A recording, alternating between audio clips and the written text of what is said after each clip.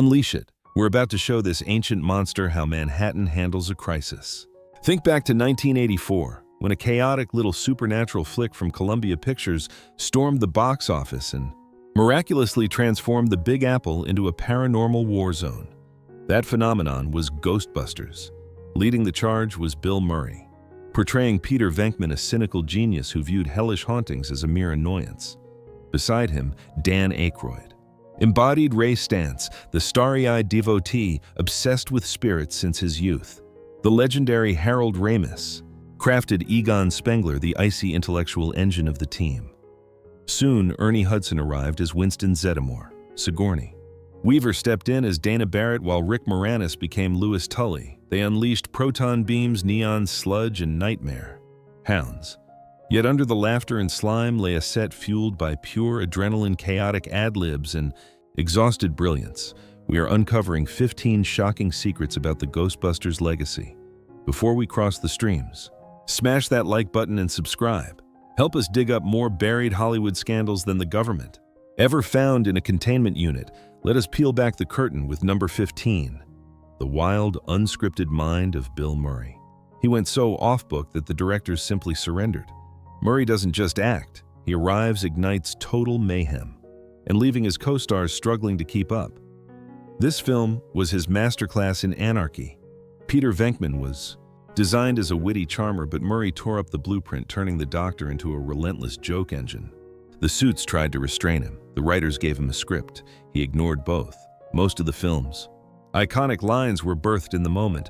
"We came, we saw, we kicked its ass," was a spur-of-the-moment victory cry that the editors couldn't dare cut. He called Slimer an ugly little spud on a whim, reacting to a puppet. "Sorry we didn't have more time to talk." That quick jab perfectly defined Venkman's massive ego in 7 syllables. Watch Aykroyd and Ramis closely. They are visibly trembling, trying not to burst out laughing. Murray's unhinged energy became the heartbeat of the entire franchise. If he had followed the rules, Ghostbusters would have been lifeless, but the stars aligned for something wilder. Tell me, is your cycle currently active, Alice? Does it matter? Back off, pal. I'm a man of science. Number 14, Ghost Smashers. Aykroyd's first draft carried that clunky title, and the vision was vastly different.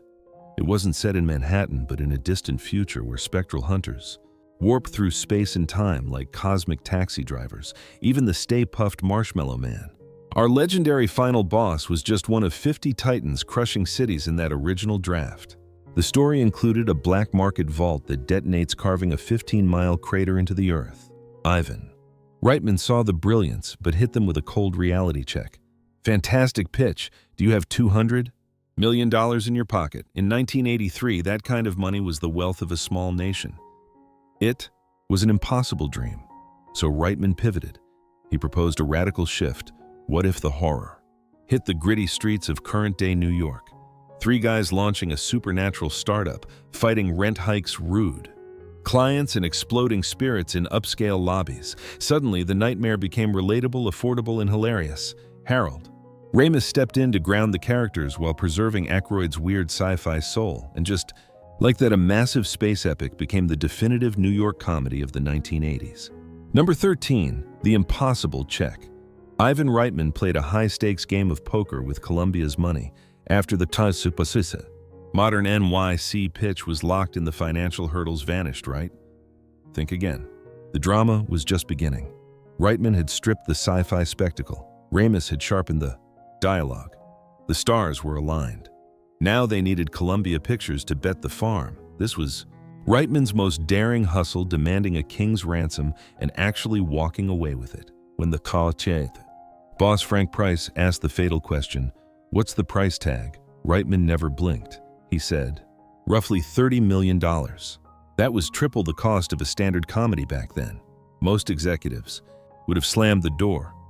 But Price took the gamble. That single yes changed everything. The second the ink dried, the engines roared. Aykroyd and Ramis polished the jokes while the technical crews invented proton weaponry and marshmallow giants from thin air. They were building a revolutionary effects house on the fly for the most expensive comedy ever dared by a studio. Reitman's massive bluff was about to pay. The silver screen ignited as Ghostbusters shattered every record, becoming the reigning king of comedy. In the cutthroat world of Tinseltown, the greatest magic trick isn't a special effect, it is having the audacity to demand the impossible. Entry 12 brings us to Dan Aykroyd's Bloodline of Spirits and his homemade Manual of the Damned. Ever wonder why the film speaks about the dead with such chilling authority? That is because Dan Aykroyd lived that nightmare within his own walls. He did not just step into the shoes of a paranormal investigator. He was born into a dynasty of soul seekers. His great-grandfather was a renowned medium who spoke to shadows. His father penned the book on ghosts. Their home echoed with seances, while other children heard fables. Dan was raised on talking boards and light reading concerning the cold touch of ectoplasm. So when he sat down to write Ghostbusters, he did not need to fabricate the science. He was already a native speaker of the occult. But here is the truly unsettling part. Zool and Vince Clortho, those ancient harbingers of doom with history's most cursed meeting, were never part of any real ancient myth. Aykroyd conjured them from the void, yet gave them such a terrifying ancient weight. The world simply assumed he had unearthed them from the forbidden pages of a lost folklore text. The film did not just trap phantoms, it sold us a haunting history that never was. And we believed every syllable. Number 11, the spectral librarian was so visceral they were forced to bury the horror. The movie begins with a woman in the stacks being hunted by a shadow. You remember the cold dread of that scene? Do exactly as I say. Get ready. Ready, get her. The flying catalogs, the icy wind, the sudden jump, and then the chase is on. However, that was actually the sanitized version. The first iteration was a descent into true madness. The original design for that library phantom came from Ernie Hudson, the master of the macabre, who birthed Swamp Thing and defined the very shape of our nightmares. And he did not hold back. This was not a creepy old woman. This was a rotting demonic entity designed to scar a child's psyche. They filmed the terror. They edited the gore. They screened it for a test audience in February of 1984. And those people did not laugh. They did not cheer. They did not even scream. They physically recoiled, pressing their backs against their seats in genuine fear. The atmosphere turned toxic, not the reaction you want for a summer comedy. So the team scrambled back to the shadows, softening the horror and reshooting the entire transformation, until it was just a fleeting jump scare. This resulted in a perfect balance, a world where ghosts were real, but the audience might actually make it out alive. Number 10, it took 3 desperate souls and 50 gallons of chemical foam to bring Stay Puft to life. The Marshmallow Man looks like a sweet, puffy dream, a cuddly titan who wandered out of a forgotten cereal box. But beneath the sugar, there was a hidden danger that almost turned fatal. Well, there is a sight you do not see every day. He tried to think of the most harmless thing imaginable. You wanted to embrace the giant, you wanted to taste him, but you definitely did not want to be trapped inside him. That massive white suit was a literal furnace so punishing that 3 different men had to cycle through the heat. Brian, who helped forge the costume, handled the walking and the smiling.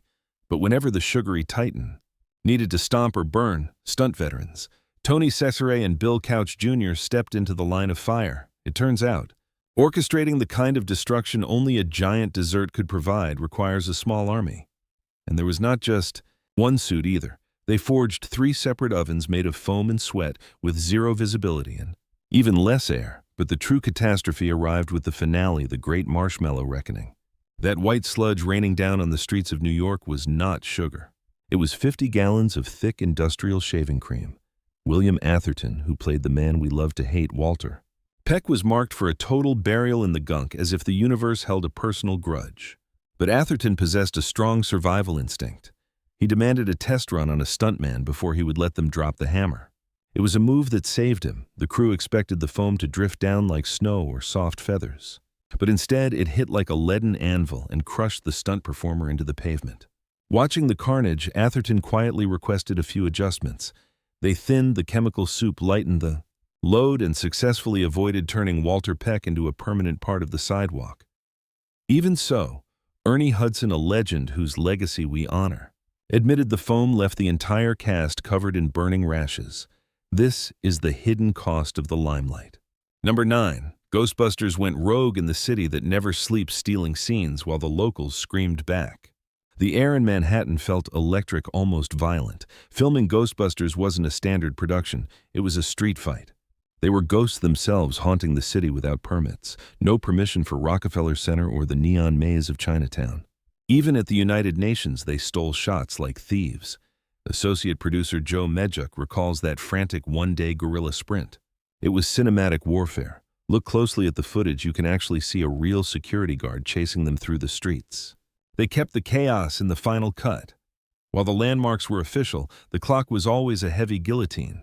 The New York Public Library opened its doors at 5 a.m. but slammed them shut by 10. Lighting a legend took 4 hours. But the real ghosts were the locals. New Yorkers crashed the frames, screaming at stars and cursing the gridlock like demons. On Fifth Avenue, a street preacher's fire and brimstone was so deafening, the production literally had to bribe him for silence. The ledger included a specific fee for making the man with the megaphone vanish. Then there was the Bill Murray factor. Crowds swarmed him, heckling until the tension snapped. Murray would halt the scene, the air thick with an unspoken demand. Imagine that. A comedy icon being held hostage by a heckler from Queens who insisted on a private stand-up routine. Murray would finally crack a joke, turning the sidewalk into a stage just to keep the production from burning down. The crowd erupted in cheers while directors watched the schedule go up in smoke, their hearts racing in their chests. It was a beautiful, loud, and broken mess. That is why New York feels like a living, breathing, temperamental monster. Number 8. The Proton packs weren't just props. They were instruments of torture that kept every chiropractor in town busy. On screen, they look like high-tech jewelry. That iconic hum, that sleek, heroic glow, it is all a very beautiful lie. Wearing one felt like a slow-motion car crash for your spine. It was CrossFit with a side of permanent nerve damage. The hero packs loaded with wires and heavy lead weighed 30 to 35 pounds of cold, unforgiving metal. Some veterans of the crew whisper that the fully rigged versions felt closer to 50 pounds after an hour of filming. In the beginning, there were no shortcuts. The actors marched through Manhattan with mini-fridges bolted to their vulnerable spines. Bill Murray didn't mince words or called the experience miserable, a burden no amount of fame could ever truly lighten. For the sequel, Ghostbusters Afterlife, his verdict was even darker, pure torture. Are you ready to cross that line? Even Dan Aykroyd, the eternal optimist of the supernatural world, could not hide the wince behind his cheerful eyes. That is how you measure the agony. The cast started using their pain as a shield, a dark comedy. Between takes, they would stare at each other with the hollow eyes of dock workers praying for the final wrap. Relief only came when the stunt team finally molded rubber replicas, saving the stars from a permanent hospital bed. By the 2016 reboot, the lesson was etched in history. The crew designed specific strange ridgeback chairs. These seats supported the pack, allowing actors to sit without their skeletons collapsing like wet cardboard under the immense weight. Let us take a breath. If you are captivated by these haunted Hollywood secrets, hit like and subscribe right now. Your support keeps this channel alive, glowing brighter than a ghost trap in a dark, forgotten basement. Now for number 7. Winston was promised the world, but the studio chopped his soul out of the script overnight. Before Ernie Hudson ever put on that jumpsuit, Winston Zeddemore was destined to be the heart of the entire team. In the original draft, Winston was a masterpiece. He was a decorated Air Force major and a master of demolition. If Eddie Murphy had signed on, Winston might have been the face of the franchise, untouchable and legendary in every scene. When someone asks if you are a god, you say yes, but the studio gods had other plans for Hudson. The night before filming, Hudson was handed a new script, a mere ghost of the dream he had originally signed for. Winston did not even appear until page 68. His history was erased. His hero moments were swept into the trash. The suits decided to double down on the white stars, the safe bets of the comedy world and the box office. Bill Murray, Dan Aykroyd, and Harold Ramis were the kings, and the studio was not interested in sharing the crown. The message was a cold slap. They were betting on the white comedy trio, and Winston was just collateral damage. He was demoted to the everyman, a shadow of the hero he was meant to be. Hudson called it brutal. Yet despite the invisible chains, Winston became the people's champion. He was sidelined, but he could never be ignored.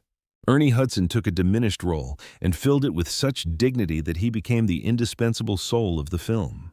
Number 6. The theme song was a global fever dream, but it sparked a legal war that felt like an exorcism. In 1984, that beat was everywhere, but beneath the rhythm, a bitter blood feud was brewing in the shadows. A flickering television screen in the dead of night sparked a melody that would change one man's life forever. Lightning struck. "Who you gonna call?" He raced back to his lair with only days to forge a masterpiece. The shadows of the studio grew long as things turned cutthroat. The producers were secretly looping a rock hit. They begged Huey Lewis to craft the anthem, but he walked away already chasing a future in a DeLorean. Left with no choice, they shoved a temp track at Parker and demanded he mimic that white rock sound. Parker did more than mimic. He created a monster. Ghostbusters was born from that high-pressure secret musical heist. Ghostbusters. By June 1984, it hit number 68, but within weeks it reigned at the top spot. It held the throne for 3 weeks and even secured an invitation to the prestigious Academy Awards ceremony. Call the professionals, but soon the rhythm felt far too familiar to a certain rock star seeking justice. Lewis dragged Parker and Columbia into a legal nightmare in 1985, demanding blood for his stolen groove.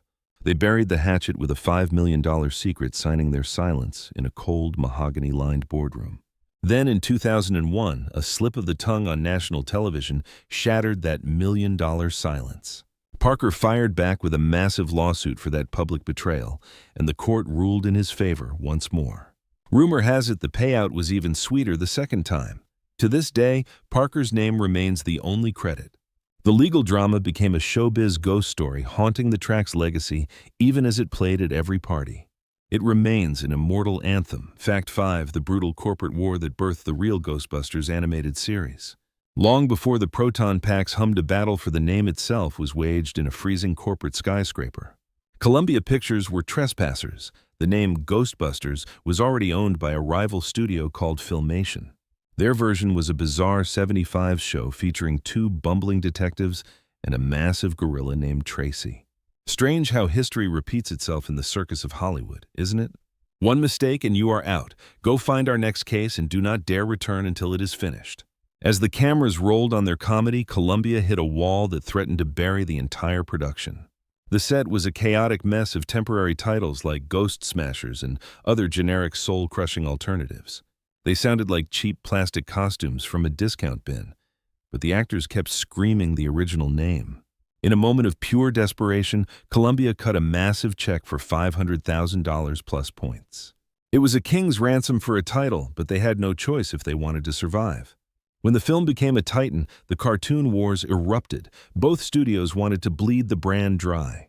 Filmation resurrected their Guerrilla show, claiming the original name just to spite the new Hollywood giant. Columbia struck back with their own animated nightmare. To draw a line in the sand, they changed everything. They called it the real Ghostbusters, a petty, brilliant move in the most expensive name-calling contest in history. We live for that kind of showbiz spite. Fact 4: the rating that nearly broke the youth of America. In 1984, the ratings board only had 3 settings, and they chose the one for children. Families walked into a theater filled with hellhounds, jump scares, and an erotic encounter with a spectral entity. It was labeled PG, a family affair, because the PG-13 safety net simply did not exist yet. Hearts were being ripped out in other theaters, and small gremlins were turning holidays into a gory massacre. Third graders were scarred for life by what they saw on the silver screen while their parents screamed. Steven Spielberg eventually picked up the phone, telling the ratings board that the system was fundamentally broken. On July 1, 1984, a new era of cinema began with the birth of the PG-13 rating. Red Dawn took the first bullet, but Ghostbusters was the ghost that haunted the old lenient system. It became the gold standard for the horror comedy blockbuster, mixing genuine terror with a sharp, cynical wit. That chemical mixture still fuels the industry today. Who knew a family film could be so dangerous? Fact 3: this franchise has more lives than a cat and more reboots than a failing computer. While most series wither and die, this one keeps clawing its way out of the cinematic grave. 40 years later, we have multiple timelines and endless debates over the glowing consistency of ghost slime. Let us descend into the history of these resurrections, starting with the slime-drenched sequel in 1989. Sit back and find some cover in the shadows. The icons returned: Murray, Aykroyd, Ramis, and Hudson, stepping into the fog to battle a cursed canvas known as Vigo the Carpathian. It was your typical high-stakes follow-up, raking in $215 million globally, which feels like a victory until you realize the predecessor raked in twice that amount, while the press simply looked away. The fans showed up out of a sense of duty, but a quiet realization settled in: you cannot bottle a miracle twice. Then came the 2016 revival, and it felt like a very long day. Please take a seat for this. Rest your feet. The irony isn't lost on me. They wiped the slate clean with a brand new all-woman squad. Kristen Wiig, Melissa McCarthy, Kate McKinnon and Leslie Jones arrived with neon weaponry in the presence of Chris Hemsworth, whose portrayal of a brain-dead receptionist was so surreal it became a special effect. It hauled in $229 million against a massive $144 million price tag, the kind of break-even Hollywood loves to spin. Yet there was no celebration. The critics were kind, but the digital mobs were ruthless, and the studio walked away. By 2021, Afterlife arrived dripping in heritage as Egon's heirs McKenna Grace and Finn Wolfhard unearthed the relics of the past in the Oklahoma dust. Paul Rudd joined as a seismologist caught between romance and marshmallow spirits. Like they were theater candy, it snatched $204 million during a global crisis, essentially a $400 million triumph. Reviewers gave a polite nod, but the public fell head over heels with a 94% approval rating. The golden goose of nostalgia was still laying eggs when Frozen Empire chilled the air in 2024. The old guard reunited in the city, Murray, Aykroyd, Hudson, and Potts joining the new blood and Patton Oswalt. They crossed the $200 million threshold, finally pushing the entire saga past the $1 billion milestone. Critics gave it the cold shoulder while audiences drifted. After 4 decades, this legend refuses to rest. Is it now a ghost itself? Consider this. The original masterpiece was shown to audiences with 70% of its magic missing from the frame. The fans still cheered. You have to understand the production was a high-wire act with one of the most brutal clocks. 13 months from the first go to the premiere. That isn't a timeline. It is a suicide mission. When the brass and the test group sat in that dark theater, nearly 70% of the visual spectacle was a total void. Instead of a green ghost, they saw formless blobs. Instead of lightning bolts, they saw hand-drawn notes saying, "Beam here." The monstrous hounds were just rough sketches looking more like a frantic student's late-night doodle than a Hollywood nightmare. The crowd didn't blink. They painted the rest with their imaginations. Director Ivan Reitman realized a profound truth in those shadows. The film didn't survive on polished spirits. It lived through the men wearing the packs. The souls on screen carried the weight. Meanwhile, Boss Film Studios, built specifically for this gamble, was working until their fingers bled. Pioneering new technology on the fly, they barely crossed the finish line before the curtain rose. Those early viewers witnessed a skeleton of a movie and hailed it as a classic because the heart was already beating. The greatest trick ever pulled was by Rick Moranis and Sigourney Weaver, who essentially birthed their own legends. Here's a whisper from the backlots. 2 of the most iconic roles weren't actually in the screenplay, not as you remember them. Take Rick Moranis. As written, Louis Tully was just a bland, forgettable neighbor meant to fill space in the hall. Rick looked at the page and saw something else. An accountant who thought explaining tax shelters was the ultimate aphrodisiac. He leaned in, inventing almost every word that came out of Louis's mouth during his time on screen. In that party scene where he's cornering strangers with the exact price of smoked fish and discussing lease agreements like he's whispering sweet nothings, it was all captured in a single unscripted breath. Letting the film run because stopping a genius in the middle of a fever dream felt like a sin against the craft. It wasn't a rule, but it should have been. $24.95 for salmon from Nova Scotia, Canada, dropping to $14.12 after the tax break. He treated a social gathering as a write-off, inviting business instead of friends. Then there was Sigourney Weaver. The possession of Dana was there in black and white, including the hounds and the terrifying change. But Sigourney wanted to show Reitman the true face of the beast. She walked into the room, the air growing heavy, and asked a question that stopped everyone's heart. She asked to play the demon as a literal beast, dropping to all fours and actually sinking her teeth into the director's shoe. Reitman felt a chill of genuine fear before the awe set in. He handed her the role right then and there. "A beast," she whispered. Suddenly, the quiet room shattered as she leapt onto his desk, crouching low like a starving predator. She let out a piercing howl, shredding a silk pillow with a ferocity that left Reitman stunned. The deal was done. That animalistic display became the blueprint for how a soul fragments. It was terrifying, reckless, and somehow strangely hilarious. The film didn't survive on polished spirits, it lived through the men wearing the packs. The souls on screen carried the weight.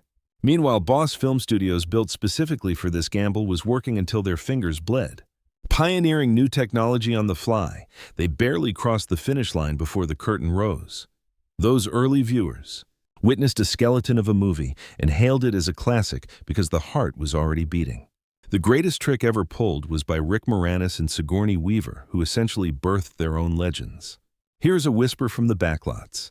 Two of the most iconic roles weren't actually in the screenplay, not as you remember them. Take Rick Moranis. As written, Louis Tully was just a bland, forgettable neighbor meant to fill space in the hall. Rick looked at the page and saw something else. An accountant who thought explaining tax shelters was the ultimate aphrodisiac. He leaned in, inventing almost every word that came out of Lewis's mouth during his time on screen. In that party scene where he's cornering strangers with the exact price of smoked fish and discussing lease agreements like he's whispering sweet nothings, it was all captured in a single unscripted breath. Letting the film run because stopping a genius in the middle of a fever dream felt like a sin against the craft. It wasn't a rule, but it should have been. $24.95 for salmon from Nova Scotia, Canada, dropping to $14.12 after the tax break. He treated a social gathering as a write-off, inviting business instead of friends. Then there was Sigourney Weaver. The possession of Dana was there in black and white, including the hounds and the terrifying change. But Sigourney wanted to show Reitman the true face of the beast. She walked into the room, the air growing heavy, and asked a question that stopped everyone's heart. She asked to play the demon as a literal beast, dropping to all fours and actually sinking her teeth into the director's shoe. Reitman felt a chill of genuine fear before the awe set in. He handed her the role right then and there. "A beast," she whispered. Suddenly, the quiet room shattered as she leapt onto his desk, crouching low like a starving predator. She let out a piercing howl, shredding a silk pillow with a ferocity that left Reitman stunned. The deal was done. That animalistic display became the blueprint for how a soul fragments. It was terrifying, reckless, and somehow strangely hilarious.